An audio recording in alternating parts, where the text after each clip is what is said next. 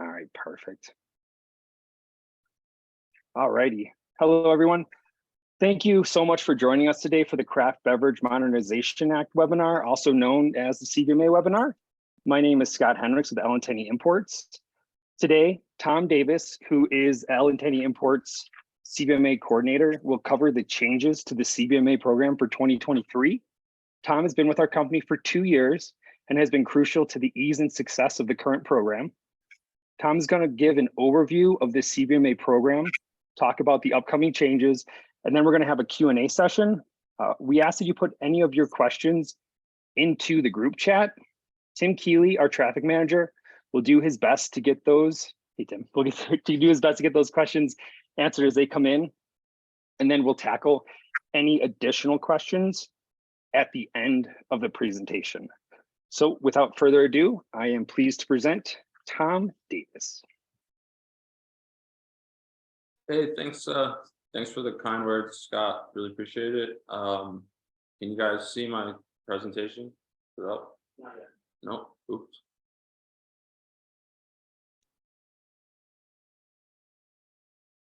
Oh, gotta share my screen. Sorry.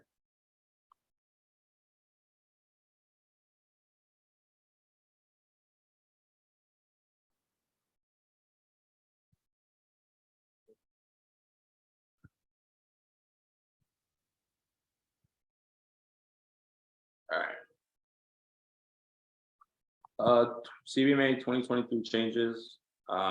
Let's get right into it. What we'll cover, what is CBMA, CBP, the TTB changes in 2023, how to get your rebate, when you'll get your rebate, and then we'll take questions at the end. We'll try to be quick. If you don't have any questions, just throw in where you think Aaron Judge is going to re-sign, either with the Yankees or the Giants. Like, I'm totally kidding. Don't do that. Let's get right into this.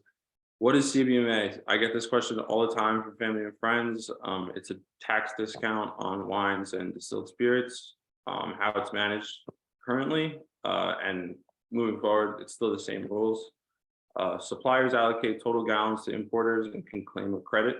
Suppliers can allocate up to 30,000 gallons of wine amongst multiple importers, and it's $1 per gallon is like the main tier. How has CBMA been managed in the past? The program was designed and implemented by CBP. Importers currently receive CBMA letters and then send them over to me at cbma@allentenneyimports.com. Once we receive the letter, we with the allocated gallons on file, we create a control group spreadsheet, track the gallons imported, as well as the credits to date, and then we track also like how much gallons are remaining. The supplier must keep track of how many gallons they allocate to the importers. So this is just important. Like, if, for instance, there was a letter that said 30,000 gallons to Allen Tenney Imports, they then couldn't give 5,000 gallons to another importer.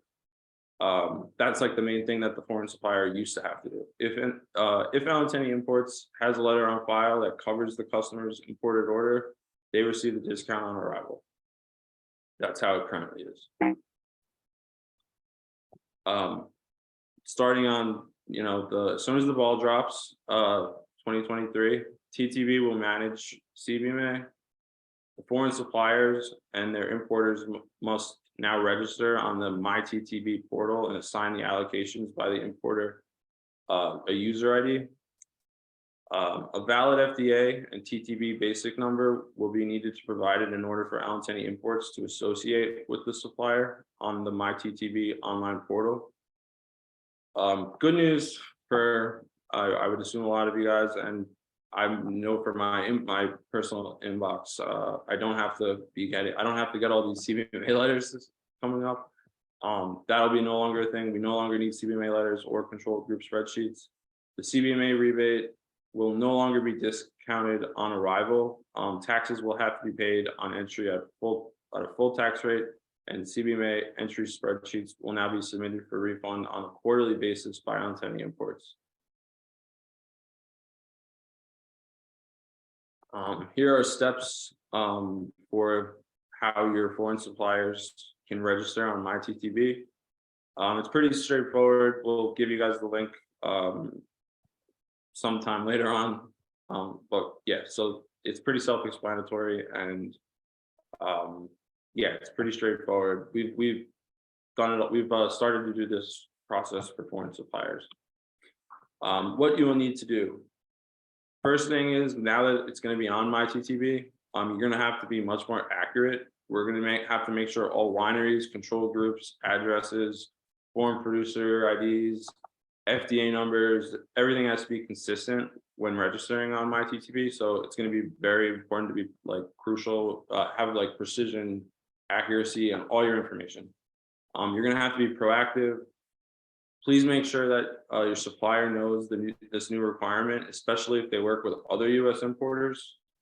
Suppliers are responsible for allocating gallons amongst all their importers in the portal. So for instance, if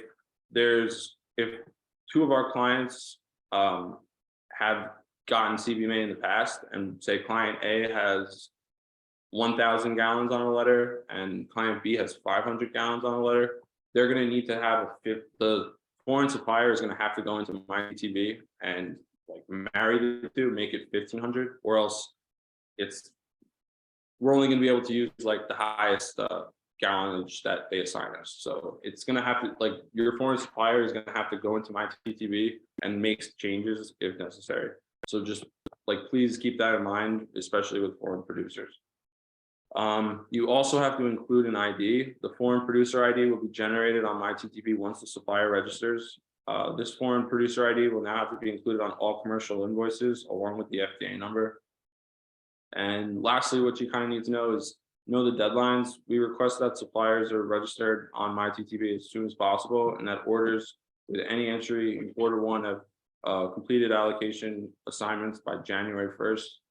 So if you're filing by the end of Q1, please try to have your foreign suppliers register by January 1st and have the gallon allocations completed by February 1st. These aren't like hard deadlines necessarily, but the point is, like, we're just trying to get the ball rolling as soon as possible. So that's the main takeaway. 3 possible mistakes. CBMA gallon revisions. It's probably such an extremely difficult position on your end to like know exactly how many gallons you're going to bring in the year. And I know a lot of you guys try to be like specific and know exactly, like, try to hit it right on you're trying to hit the ball right on the mark, but please just overestimate on the gallons, especially like moving forward, because these gallons that you receive, like if your supplier doesn't have 30,000 gallons given out to other to other importers, there's no reason why you shouldn't. So okay, I'll just take it. I'm sorry for like jumping a little too much into this, but say you have you're going to go import CBMA from 8,000 to 10,000 gallons. Just ask for 12,000 gallons on the letter, and it doesn't really hurt you at all. The only reason that a foreign supplier may not want to give you 12,000 gallons is if they're going to allocate that to another importer, but that's not really your problem. It's kind of more on them. That's some inside CBMA baseball, I guess. MyTTB registration. If there are inconsistencies with information entered into MyTTB, including like the winery names, the addresses, FDA numbers, TTB basic permits, or gallon allocations, you will receive error messages, and the supplier registration will be incomplete until you're corrected. And lastly, a mistake, not really on your end, but it's kind of expected. There's going to be a longer processing time. At the end of Q1, it's anticipated that the flow of new filings will likely take longer to process, and the U.S. Treasury is estimating the refunds may take up to 90 days. So any refund made after that, after the 90 days, will be paid in interest. They've kind of just been hinting at that. We don't know for sure if this is going to be how it goes. Hopefully it all like works perfectly and flows perfectly, but you never know. And lastly, we got some additional resources. We'll give you guys both of these links. They're pretty self-explanatory. We're still learning about how these changes are going to occur. So this isn't going to be the first time you guys hear from me or Allen Imports about the CBMA process.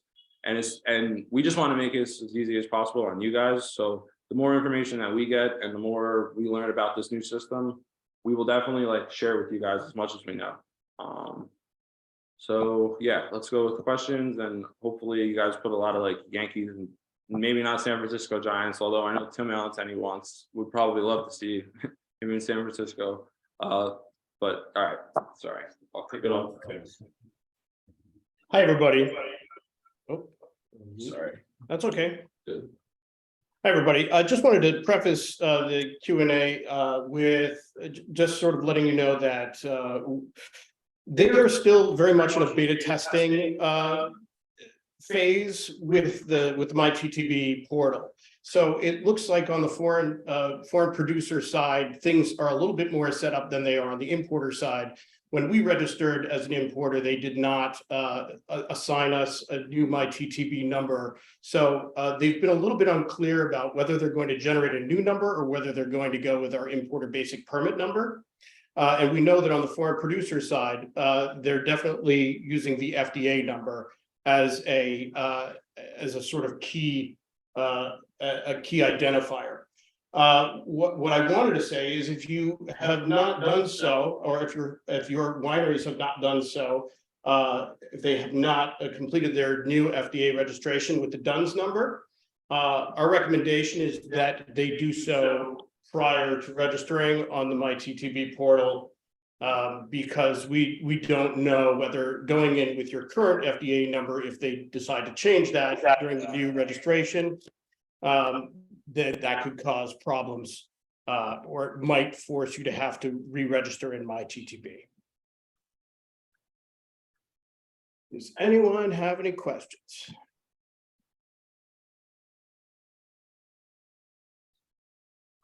We'll give it a minute or so, and as usually happens after these calls, everybody comes up with questions the minute they hang up. And we're suggesting that you just email any questions that you have to the CBMA email, and we'll answer those. Will the TTB consider the supplier as the invoicing entity?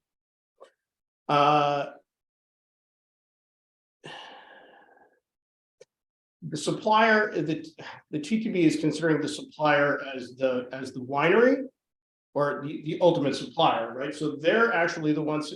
So they're invoicing you. Yeah, basically, we're still going to be the intermediary here. So I'm not sure. Can we send out a list of steps? Yes, we can. We can put together a bit of a tutorial. Aaron, I'm sorry, I don't think I answered your question. I guess what is, I'm not sure I understand how that's going to impact things. It's basically going to be the same arrangement. It's just that the winery has to now go into the portal and make the allocation to us. Can importer suppliers register the winery on their behalf? Yes, there is an option to do that. It's kind of like a broker type of situation. They can, the winery can appoint an agent, and an agent can actually go in there and register a winery on their behalf. Yes.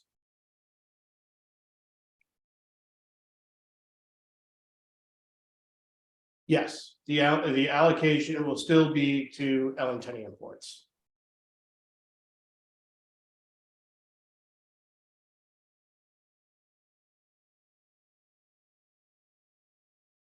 The agents. That I don't know. I do not know how many agents a supplier can have. It's my understanding that I don't know that there's any limitation. It's my understanding that they can split the allocation amongst as many importers as they decide to have. But it is going to be, because of the complications of that, it really is going to have to be up to the supplier to allocate those to the various importers or agents that they use. Do we have an example of the power of attorney letter needed for a supplier to appoint an importer as their agent? We can certainly come up with something that we can provide you with.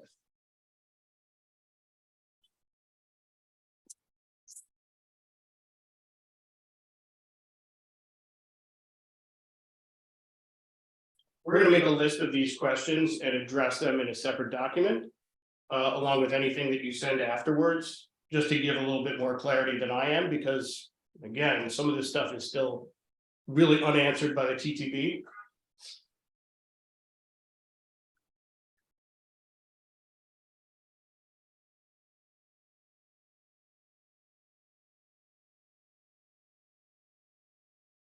Okay, well, that looks like it for now. If there's anything else, no, okay. We will send a list of links this week so that you can reach out to your suppliers and get started. Again, the deadlines that we set forth in this presentation are not hard deadlines. They're basically recommendations, just so that we avoid a crush. This is a new system. And of course, the TTB being the TTB, none of us really expects them to manage this quite the way that they say they're going to. Of course, it's going to be a learning curve, and we're trying to get in front of this as much as possible, and we're also trying to get them to answer some questions that we still have. Alex is adding. The supplier can likely only have one U.S. agent. I think the TTB will not allow more than one entity to control the supplier's allocation. Yes. Probably, Jay. Yeah, thanks, Alex. That sounds right. However, yes, a supplier can have multiple importers, but they're the ones who are going to have to create those allocations unless they have a U.S. agent doing that on their behalf for all of their various importers. Misaki's question. She can, yeah, you can still, if you want a copy. Yes, CBMA. yes, please do.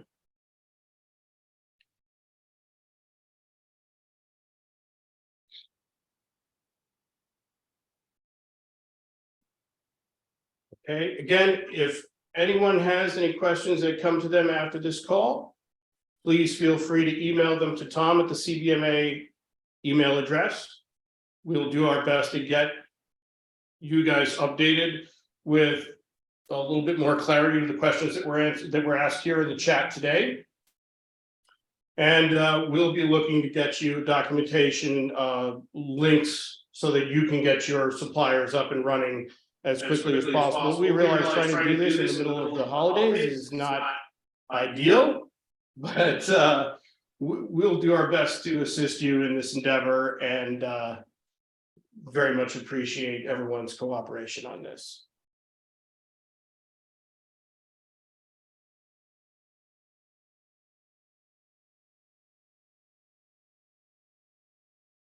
Okay. So if that's all, I want to thank everybody for joining us today. We look forward to getting this all worked out and getting it all set up and in place. Once it is, I think it will be quite a bit easier to manage, but of course, setting up is always the trick. We appreciate everybody coming today to get an overview, and we look forward to providing you further detail as we get farther into this process. Thank you very much.